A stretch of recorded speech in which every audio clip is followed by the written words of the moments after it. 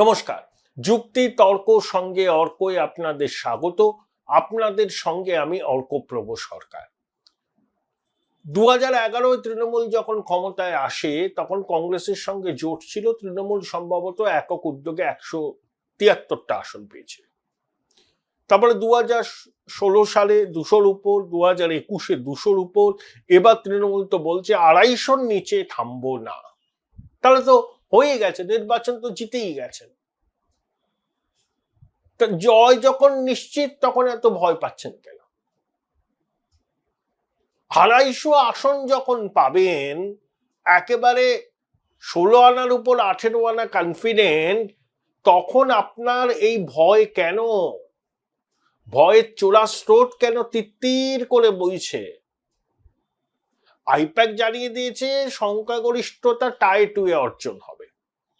আবার তৃণমূলের একটা অংশের ব্যাখ্যা, আইপ্যাক এটা দিয়েছে দলের র্যাঙ্ক অ্যান্ড ফাইলকে একদম ঐক্যবদ্ধ করতে। সরকারটা পড়ে যাবে, এখন ঝগড়াঝাটি করো না। 5 বছর রাজ তো করতে হবে, লুটে পুটে খেতে হবে। তো আপাতত ঝগড়াঝাটি বন্ধ, একসঙ্গে ভোটের কাজ করতে হবে। সরকার যদি চলে যায় তখন কি করে কাটবে দিন? এটা রাজ্যের 2-3 জন শীর্ষমন্ত্রী আমাকে বলেছেন। দেখো, তোমরা ভাবছো যে এটা এই যে দিয়েছে খুব আশঙ্কা, হ্যাঁ আশঙ্কা তো একটা আছেই, কিন্তু একই সঙ্গে এটাকে যদি অন্যভাবে দেখো যে আমাদের গোষ্ঠীদ্বন্দ্বগুলো বন্ধ হবে। সব গোষ্ঠী ভাববে যে আপাতত এগুলো বন্ধ রাখি, পরে বুঝে নেব বিরুদ্ধ গোষ্ঠীকে, আগে তো জেতাই, সবাই ইউনিফাইড হয়ে যাবে। দেখুন, খাস কলকাতার বুকে শান্তনু সেন, তার স্ত্রী ডক্টর কাকলি সেন, তিনি কাউন্সিলর, কাশীপুর বেলগেছিয়ার বিধায়ক অতীন ঘোষের গোষ্ঠীর সংঘর্ষ।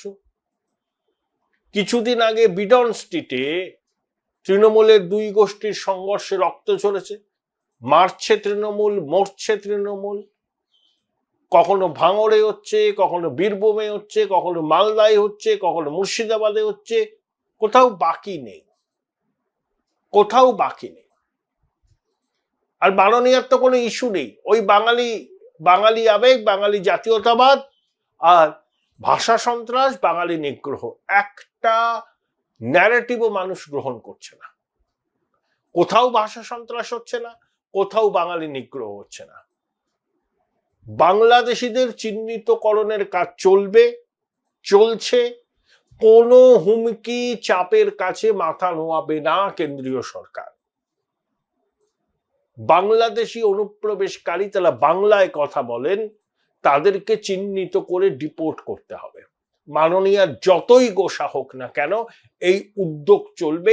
একমাত্র পশ্চিমবঙ্গ ছাড়া ভারতের সব রাজ্য সরকারই কিন্তু এই উদ্যোগটা নিয়েছে, কারণ এটা জাতীয় স্বার্থের পক্ষে অত্যন্ত গুরুত্বপূর্ণ। জাতীয় নিরাপত্তার প্রশ্নটাও এর সঙ্গে জড়িয়ে। আর দিদিমণি তো ভোট ব্যাংকের রাজনীতিটাই করেন, ভোট কুড়ানোর জন্য যা করার তাই তিনি করেন। তাই তারা হাতে ঘা লেগেছে, তাই তিনি হুঙ্কার দিচ্ছেন। কতদিন চলবে ভাষা সন্ত্রাস, কতদিন চলবে বাংলা বললে নিগ্রহ? লক্ষ লক্ষ বাঙালি ছেলে মেয়ে পশ্চিমবঙ্গের বাইরে আছে, কাজ করছে, জীবনে প্রতিষ্ঠিত, পড়াশোনা করছে। একজনকেও বাংলা বলার জন্য নিগ্রহের মুখে পড়তে হয় না। কিন্তু বাংলাদেশি বাঙালি, তাদেরকে চিহ্নিত করার কাজ চলবে। তারপরে তো অগাস্ট থেকে শুরু হবে special intensive revision. Booth level officer, BLO বলছে, তাদের বেতন ভাতা নির্বাচন কমিশন বাড়িয়ে দিয়েছে, অ্যাসিস্ট্যান্টদের বাড়িয়ে দিয়েছে, রাজ্যের সিইও অফিসকে স্বাধীন করতে হবে বলে দিয়েছে, এবং রাজ্য সরকারের কোনো দপ্তরের সঙ্গে সিইও দপ্তরের যেন ন্যূনতম সংস্রব না থাকে সেটা নিশ্চিত করতে চেয়েছে। কারণ ফ্রি অ্যান্ড ফেয়ার ইলেকশনের জন্য এটা হচ্ছে ম্যান্ডেটারি। জাতীয় নির্বাচন কমিশনের নির্দেশ পালন করতে বাধ্য সিইও দপ্তর। সেখানে সিইও দপ্তর যদি স্বরাষ্ট্র মন্ত্রকের অঙ্গুলি হেলনে চলে, তাহলে কিছুতেই সুষ্ঠু অবাধ নিরপেক্ষ নির্বাচন হবে না। মনোজ আগরওয়ালের আগে যিনি ওই পদে ছিলেন, লোকে বলেন তিনি অনুপ্রাণিত এবং গৃহপালিত। পশ্চিমবঙ্গ বিধানসভা স্পিকার বলছেন যে আমরা পয়সা দেবো, আমাদের নিয়ন্ত্রণ থাকবে না। এটা কি করে হয়? ভারতবর্ষের অন্যান্য রাজ্যেও সিইওর দপ্তর আছে, সেগুলো স্বাধীনভাবে কাজ করে। স্বরাষ্ট্র দপ্তরে মানে স্বরাষ্ট্র সচিব পদমর্যাদায় প্রিন্সিপাল সেক্রেটারি, আর আমাদের যিনি এখন সিইও তিনি পদমর্যাদায় additional chief secretary. Additional chief secretary পদমর্যাদায় প্রিন্সিপাল সেক্রেটারির থেকে উপরে, কিন্তু সিইও দপ্তরকে সবকিছুর জন্য স্বরাষ্ট্র মন্ত্রক এবং অর্থ দপ্তরের মুখাপেক্ষী হয়ে থাকতে হয়, তাদের কোনো স্বাধীনতা নেই। মাননীয় এতেই প্রমাদ করছে। তারপর বাংলাদেশে হিন্দু নিগ্রহ, পেহেলগামের জঙ্গি হামলা, শামশেরগঞ্জের ঘটনা, মোথাবাড়ির ঘটনা, দক্ষিণ 24 পরগনার ঘটনা পোলারাইজেশনটাকে প্রায় সম্পূর্ণ করেছে। মুসলমান পোলারাইজেশন যদি তৃণমূলের পক্ষে হয়, হিন্দু পোলারাইজেশনও বিজেপির পক্ষে হচ্ছে, এবং সেটা আগে যা ছিল তার থেকে অনেকটা বেশি, এখনো বেশি, ভবিষ্যতে আরো বাড়ার সম্ভাবনা। কারণ ভোটটা হবে এবার হ্যাঁ মমতা না মমতা, না মমতা যে ভোট, সেই ভোট কিন্তু বিজেপি পাবে। বামেরা তৃণমূলের বি টিম, যা তৃণমূল বলে বামেরা তাই বলে, একই মুদ্রার এপিট ওপিট। বামেরা যে ভোট কেটে তৃণমূলকে সহায়তা করে এটা মানুষ বুঝে গেছে, বামপন্থীরাও বুঝে গেছে। যারা চায় যে এই সরকারটা যাক গণতান্ত্রিক পদ্ধতিতে, তারা তাদের ভোট নষ্ট করবেন না। বামেদের অবস্থা আরো করুণ হবে, 2% আশেপাশে তারা ভোট পাবে। কারণ বামপন্থীদের ভূমিকা এই চৌর্যবৃত্তির সাম্রাজ্যকে টিকিয়ে রাখার ক্ষেত্রে সহায়ক বলে পশ্চিমবঙ্গের বহু অংশের মানুষ মনে করেন। এমনকি বামপন্থীরাও মনে করছেন যে তাদের দল সিদ্ধান্তহীনতায় ভুগছে এবং প্রকৃত নীতি গ্রহণ করতে পারছে না। বস্তা পচা বুলি আর তত্ত্ব আঁকড়ে থাকলে বাস্তবে রুক্ষ মাটিতে দাঁড়িয়ে পশ্চিমবঙ্গের রাজনীতি করা যায় না। যাদের মমতা বন্দ্যোপাধ্যায়ের প্রতি আমি বলছি কোট আনকোট প্যাথোলজিক্যাল বিদ্বেষ আছে বামেদের,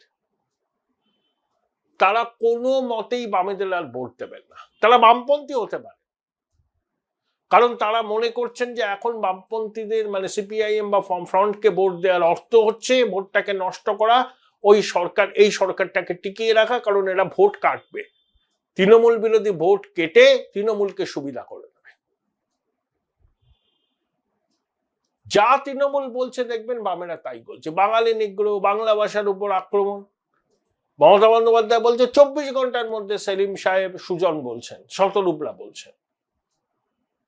নির্বাচন কমিশনের সিইও দপ্তর আলাদা করার কথা হচ্ছে, তৃণমূলের আপত্তি আছে পরিষ্কার, বামেরাও বলছে সর্বদল বৈঠক কেন ডাকা হলো না। শুধু আপনারা ক্রোনোলজিটা দেখে দেখে যান, যা তৃণমূল তাহাই সিপিএম, আর এর মধ্যে কোনো অস্পষ্টতা নেই। বামেরা চাইছে তৃণমূল সরকারটা টিকে থাক,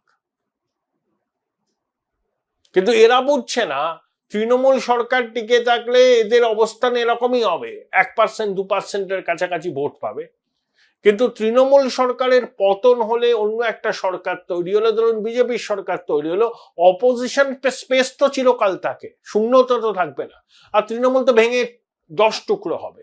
কংগ্রেস শক্তিশালী হবে, বামেরা শক্তিশালী হবে, তখন লড়াইটা হবে কিন্তু বিজেপির মতাদর্শের সঙ্গে বাম কংগ্রেসের মতাদর্শে।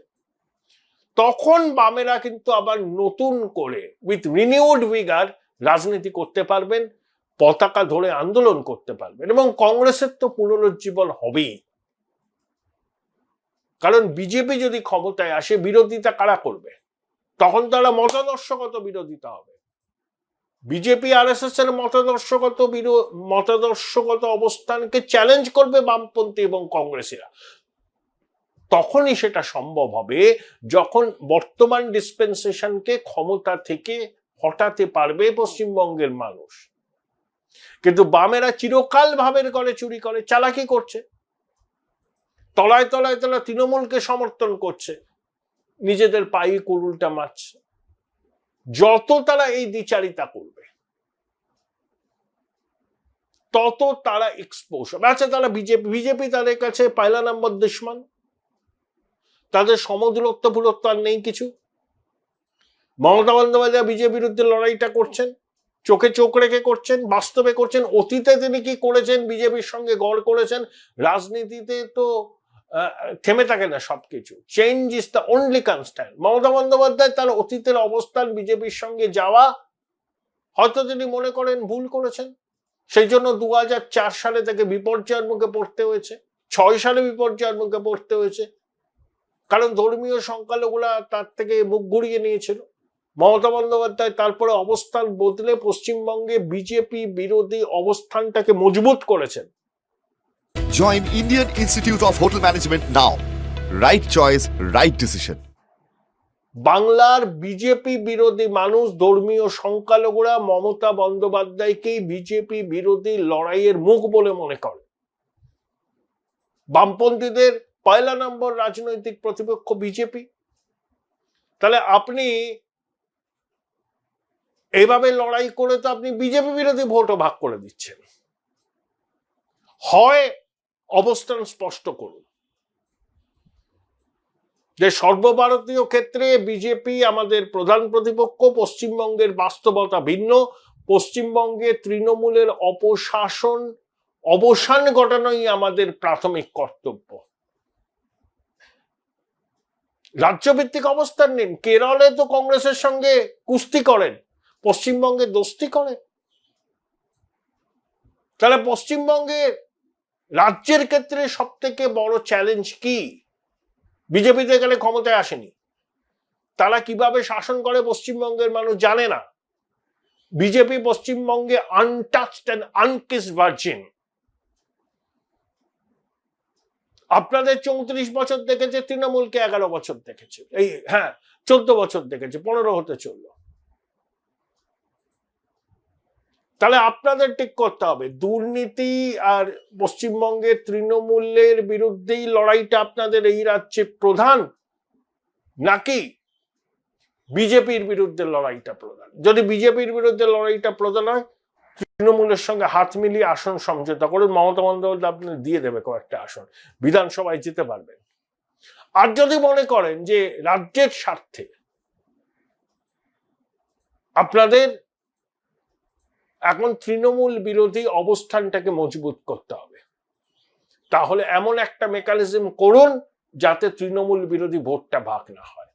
আর কিছুই যদি না করতে পারেন, 5 বছরের জন্য নির্বাচনী ময়দান থেকে সরে দাঁড়ান, সমাজ মাধ্যমে বিপ্লব করুন। জনগণের কাছে আপনাদের জবাবদিহি করতে হবে আপনাদের এই দ্বিচারিতার জন্য। ভাট বকা, গলা শিরা ফুলিয়ে অপ্রাসঙ্গিক সব কথাবার্তা, চ্যালেঞ্জ করছি, এই নির্বাচনে আপনারা 2% কাছাকাছি ভোট পাবেন। বাস্তব বলছি, লাগলে চলবে না।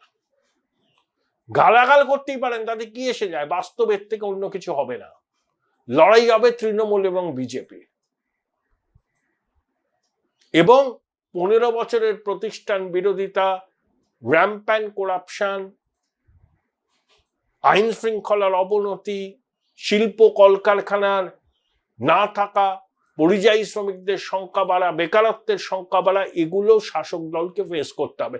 তারা নতুন কিছু বলতে পারছে না, কোনো প্রতিশ্রুতি নেই। বুথে সমাধান, আরে আগে তো করলেন, পাড়ায় সমাধান, দুয়ারে সরকার, দিদিকে বলো, আবার করতে হচ্ছে। দিয়ে দেওয়ার টাকা নেই, বাজেটে বরাদ্দ ছিল না, হঠাৎ করে 8,000 কোটি টাকা খরচ করবেন কোত্থেকে?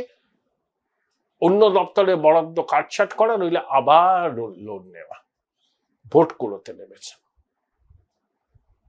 তাই যতই 250-এর গল্প বলুন, আইপ্যাক কিন্তু একটা জিনিস বলেছে, পরিস্থিতি অনুকূলে নয়। আর ধরুন আপনারা 165 পেলেন, শপথ নিতে পারবেন না। আর 165 তৃণমূল পেলে দিদিমণি মুখ্যমন্ত্রী কি থাকতে পারবেন? ছোটবাবু দাবি করবেন না যে তার হাতে রাজ্যপাট তুলে দেওয়া হোক? বিধানসভায় যারা প্রার্থী হবেন তাদের কজন পুরনো দিদির সৈনিক আর কজন ছোটবাবুর ঘনিষ্ঠ, এ নিয়েও তো দ্বন্দ্ব হবে। ছোটবাবু চাইবেন যে তার অনুগামীদের বেশি সংখ্যায় টিকিট দিতে, এ নিয়েও দিদিমণির সঙ্গে দ্বন্দ্ব হবে। দিদিমণি বুঝতে পারছেন যে ছোটবাবুর ঘনিষ্ঠ লোকজন বেশি সংখ্যায় জিতে আসলে যে কোনো মুহূর্তে ছোটবাবু তাকে চ্যালেঞ্জ করবেন সংখ্যার বিচারে। তাই যতই 250-এর ন্যারেটিভ তৈরি করে বাজার গরম করার চেষ্টা করুন না কেন, 250 পেলে তো জয় নিশ্চিত, সর্ষের তেল দিয়ে ঘুমন। কিন্তু ভয় তো যাচ্ছে না, একটার পর একটা পদক্ষেপেই আপনাদের এই ভয়ের ছবিটা স্পষ্ট হচ্ছে। তাই রবীন্দ্রনাথের গান আছে না, জয় করে তবু ভয় কেন তোর চায় না। তৃণমূলের অবস্থা দেখে আমার এটাই মনে হলো।